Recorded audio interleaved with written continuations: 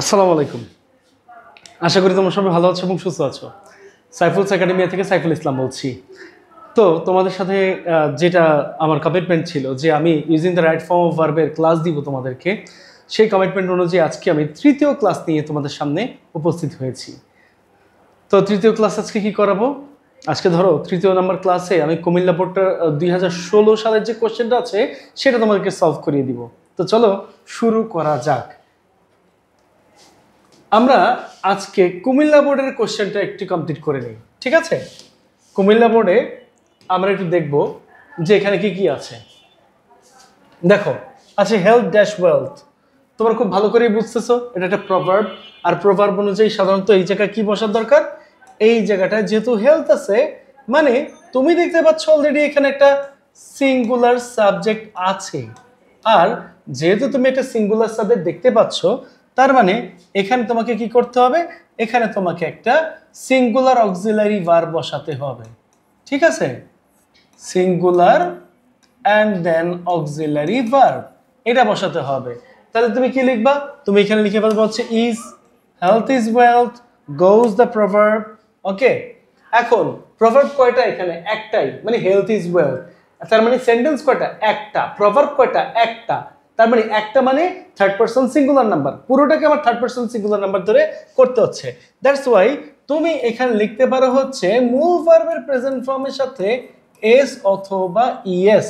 মূল ভার্বের প্রেজেন্ট ফর্মের সাথে এস অথবা ইএস ধরে করতে পারি আমরা। ওকে, নাও এটা ধরে করি। তাহলে আমরা কি দেখতে পাচ্ছি? তাহলে আমরা এখানে লিখতে পারতেছি হচ্ছে গোজ। ওকে, লিখবো কি?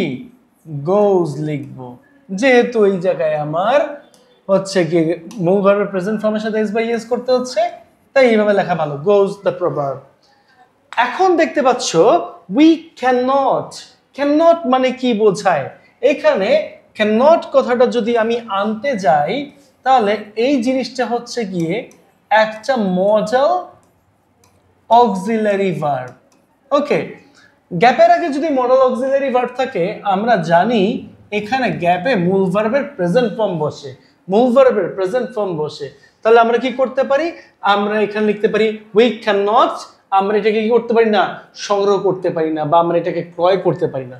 তো যে কোনোটাই তুমি এখানে বসাতে পারবে। তুমি যদি এখানে বড় বসাও, এখানে বসাও পারচেজ, এখানে যদি তুমি পারচেজ বসাও, এখানে বসাবা বড়, কারণ দুইটাতেই ক্যান নট আছে।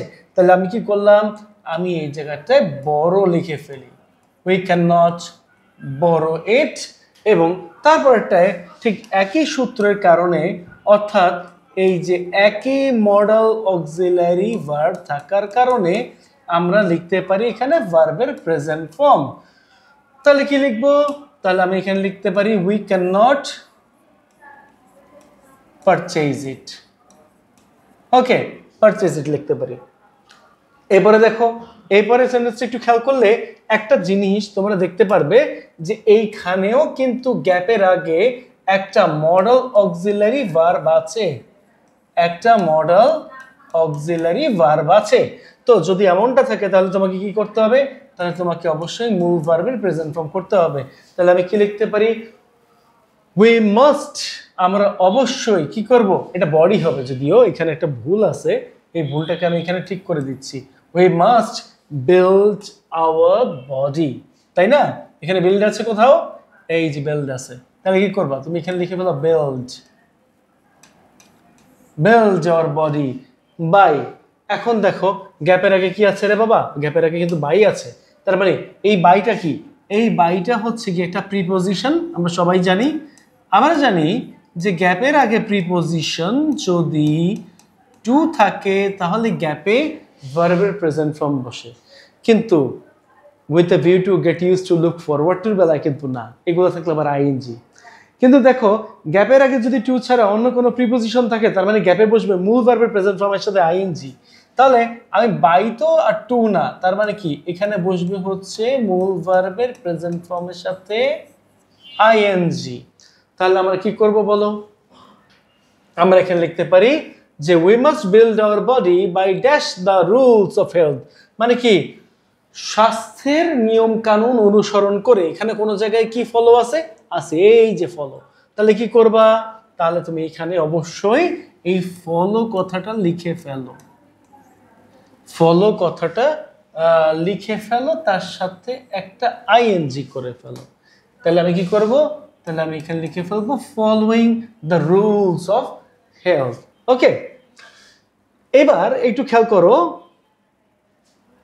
এই যে পিপল আছে, পিপলটা কি, এই পিপলটা একটা সাবজেক্ট, আমরা জানি সবাই এটা একটা সাবজেক্ট, বাট এটা কেমন সাবজেক্ট, এটাকে যদি আমরা একটু মেনশন করতে যাই, তাহলে এইটা হচ্ছে কি একটা প্লুরাল সাবজেক্ট। ওকে, প্লুরাল সাবজেক্ট। এখন এই যে প্লুরাল সাবজেক্টটা তুমি দেখতে পাচ্ছ, তার মানে কি করতেছো, প্লুরাল সাবজেক্ট দেখলে গ্যাপে অবশ্যই তোমাকে এখানে কি করতে হবে, এখানে অবশ্যই তাহলে মনে রাখতে হবে এটা ভার্বের প্রেজেন্ট ফর্ম হবে, ভার্বের প্রেজেন্ট ফর্ম। তার মানে কি করব, পিপল মানুষ কি করে, জাম্পসের বিরুদ্ধে লড়াই করে, সংগ্রাম করে, এখানে কোথাও যে লড়াই বা সংগ্রাম আছে, আছে, এই দেখো। তাহলে আমি কি পেলাম, তাহলে আমি এখানে দেখতে পাচ্ছি স্ট্রাগল আছে। ওকে, স্ট্রাগল এগেইনস্ট জার্মস। এই জার্মস, জার্মস কি একটা না অনেকগুলা, তাই না? কিন্তু এইখানে এই যে কি কাকে বলা হয়েছে, দ্যাটটা কিন্তু একটা রিলেটিভ প্রোনাউন, তাই না? এই দ্যাটটা হচ্ছে কি একটা রিলেটিভ প্রোনাউন, আর আমরা যখন রিলেটিভ প্রোনাউন দেখতে পাচ্ছি, রিলেটিভ প্রোনাউন দেখতে পাচ্ছি, দ্যাট মিন্স রিলেটিভ প্রোনাউনের আগে সাবজেক্ট আছে, এই সাবজেক্ট মানে কি বা অবজেক্ট আছে, আমরা কাকে ধরে করব, মানে কি পিপল হান্টস দ্য বডি, এমন হয়, হয় না। আমরা কাকে পেলাম, তার মানে জার্মস কে পেলাম, জার্মস হান্ট দ্য বডি, তাই না?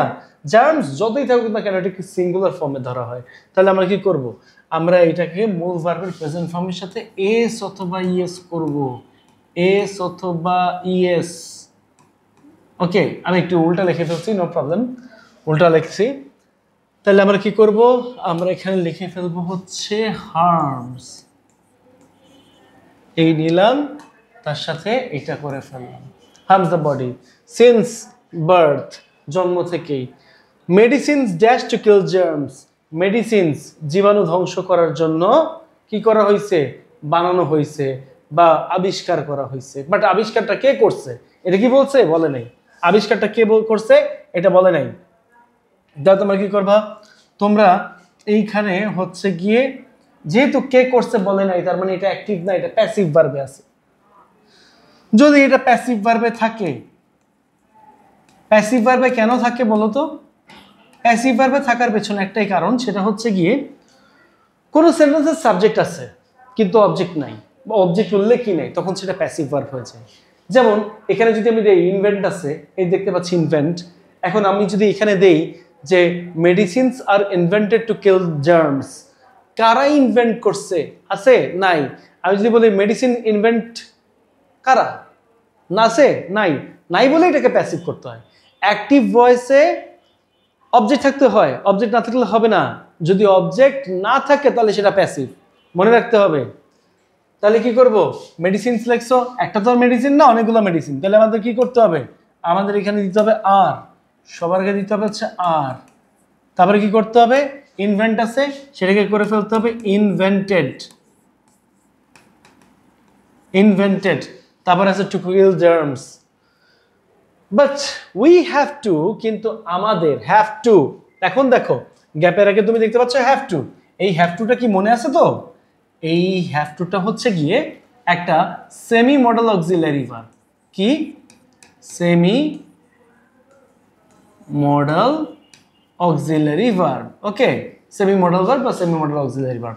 আর আমরা জানি সেমি মডেল অক্সিলারি ভার্ব থাকলে আমাদের সাধারণত মূল ভার্বের প্রেজেন্ট ফর্ম বসাতে হয়, মূল ভার্বের প্রেজেন্ট ফর্ম বসাতে হয়। তাহলে আমরা কি করব, তাহলে আমরা এখানে লিখতে পারি but we have to dash the body fit. এখন আমাদের কাছে অপশন বাকি আছে, কি কিপ বাকি আছে, তাহলে আমরা এখন কি করে ফেলবো, কিপ যেভাবেই আছে সেইভাবেই লিখে দিব। ঠিক আছে, লিখে দিব। একটা জিনিস মাথায় রাখো, using the right form of verb দুইভাবেই আসতে পারে। একটা হচ্ছে ডেসক্রিপটিভ, মানে কোনো কিছু ঘটনা নিয়ে, যেমন চলতি ঘটনা বা কোনো কিছু হচ্ছে এমন কোনো ঘটনা নিয়ে, মানে প্রবলেমটিকও হইতে পারে। ঠিক আছে, তার সাথে থাকতে পারে স্টোরি বেসড।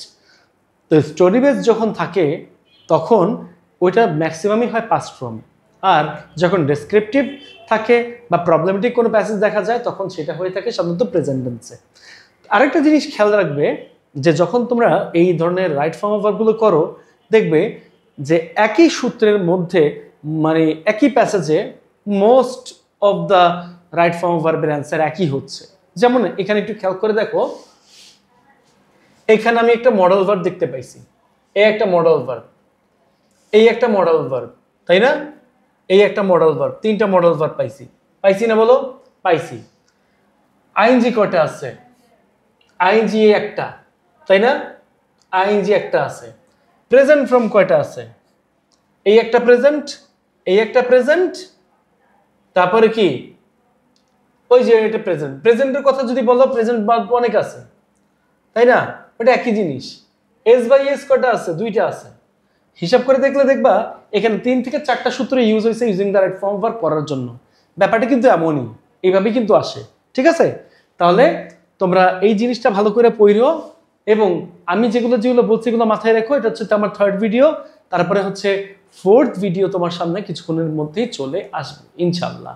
বা কিছুক্ষণ না, মানে দেখা যাচ্ছে যে দিনে 2টা করে অন্তত পক্ষে ভিডিও আসতে পারে বা 3টা ভিডিও আসতে পারে, এটুকু আমি তোমাদেরকে বলে রাখলাম। একটা আমাদের সিম্পল কমপ্লেক্স কম্পাউন্ড সিরিজ চলতেছে, আর আরেকটা চলতেছে হচ্ছে right form of verb series. Right form of verb সিরিজের মধ্যে দেখা যাবে 10 বছরের টোটাল যে কোশ্চেন হয়েছে সমস্ত কোশ্চেনের উপর আমি তোমাদেরকে সলিউশন দিয়ে দিব।